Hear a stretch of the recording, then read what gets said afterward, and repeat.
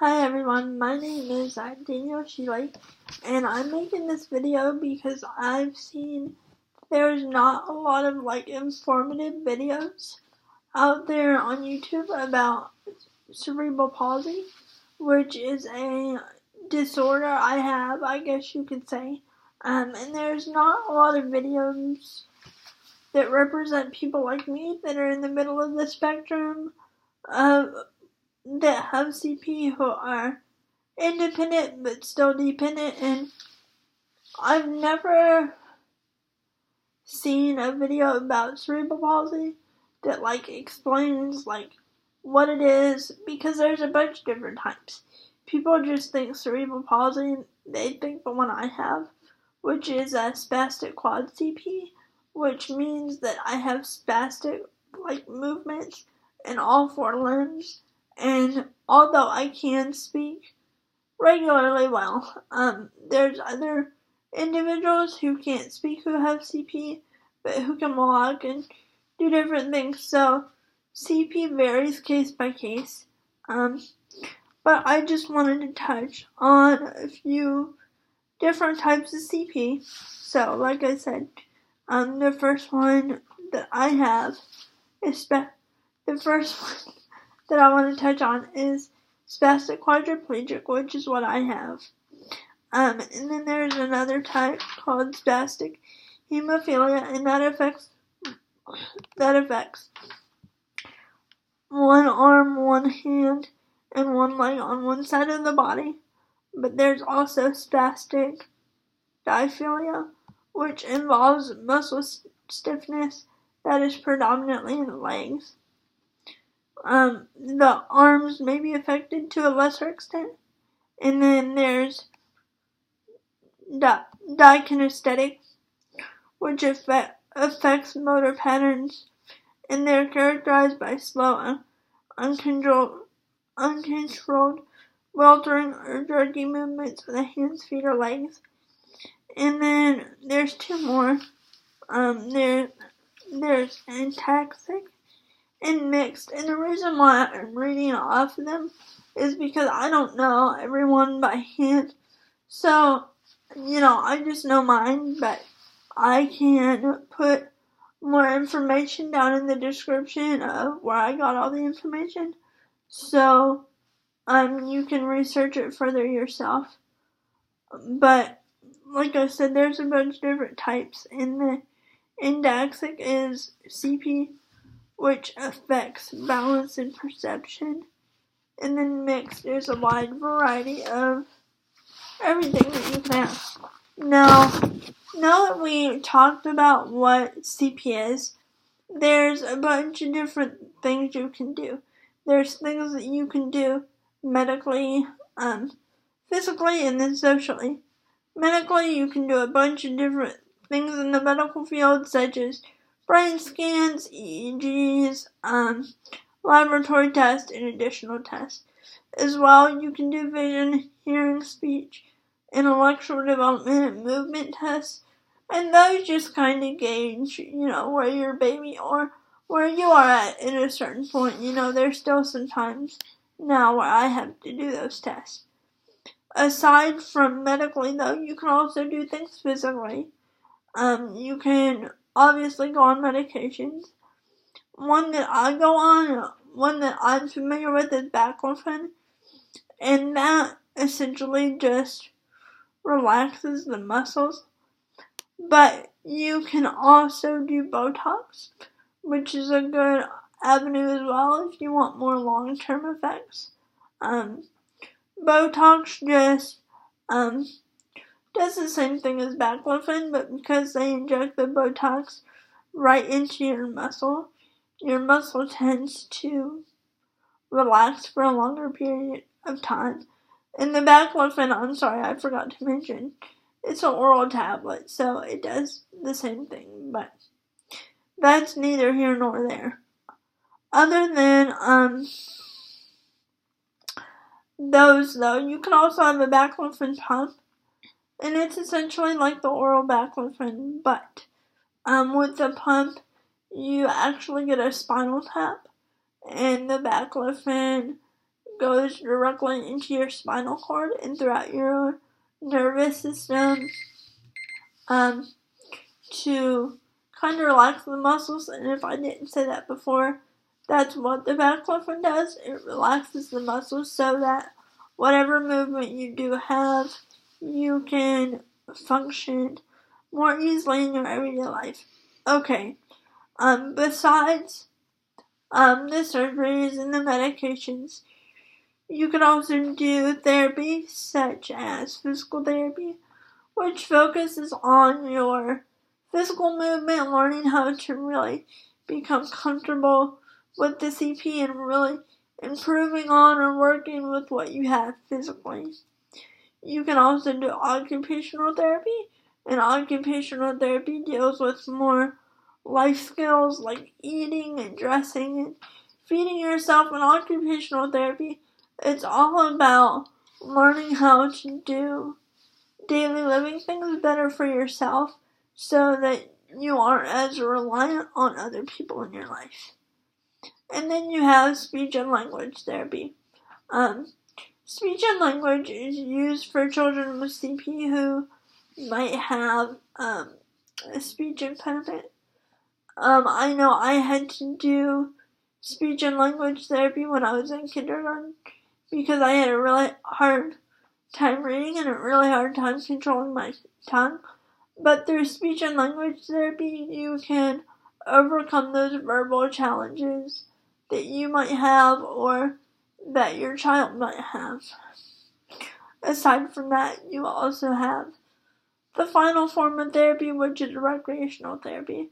Now, recreational therapy is unique because it really combines physical and occupational therapy. Because recreational therapy is essentially doing fun things in everyday life that a quote-unquote typical child or young adult would do, but in a way that promotes different muscle movement and different development in areas of struggle for your child. Or you, I don't know if you're in recreational therapy or not, but it's good. You should give it a shot. Aside from those therapies, though, you can take the more drastic route and do surgeries. Surgeries I would consider the last resort because obviously they're more, intense and intrusive, and they're just not fun for anybody. But the different kinds of surgeries you have are orthopedic, which is really anything, whether, anything that you need done, the surgery is good for. But aside from medically and what CP is, besides the medical part of it and all the technical stuff with therapies, there's certain things that you can do socially to help people with CP feel more involved in everyday life. And like I like to tell people, you're not going to catch CP. CP is not this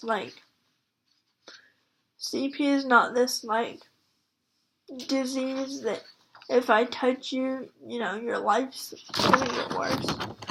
With CP, it's all about really meeting the person where they're at and just learning to understand them. Like I said before, I will list all the links in the down bar below so you can do more research yourself. But I came across a really good website written by someone who gave a couple suggestions on how to improve or build up a friendship with someone who has a disability. But the first thing that said was offer a hand of friendship. So essentially what that means is just be friends with someone with CP. They're no different than you and me, and I mean they might be a little different. They might struggle communicating or something like that, but I think it's cool because everybody has their own unique way of communicating and interacting with the world. So as long as you're willing to put that, first hand forward, I think that's a great thing, because not a lot of people with CP have other people come up to them because they're scared. Another thing, which I struggle with this a lot with other people, is just speaking directly to the person with CP. I tend to realize that, especially when I'm out in public, other people will talk to my aide first before they talk to me, and I think that's really disrespectful, because I'm a person and I have a voice and I deserve to be heard. So I think that that's another good piece of advice, is just talk to them directly. And like I said, even if they don't speak, just make that effort, because even if they don't speak, they can hear you and they can understand words. So, just make that effort there.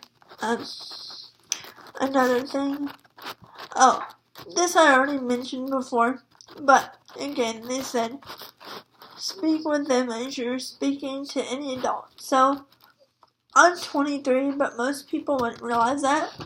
At face value, I look like I'm about 12. I don't know if that's a good or bad thing, but yeah, so just speak to them like they're their age. You wouldn't speak to your neighbor Susie down the street who's 68 like she was 5. So don't speak to someone in a wheelchair differently just because they have a chair stuck to their butt.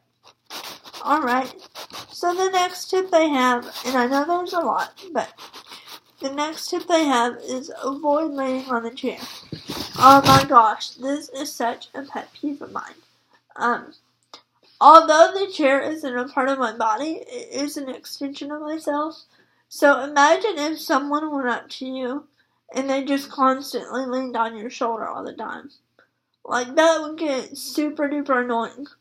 So just don't do it, with someone who's in a chair.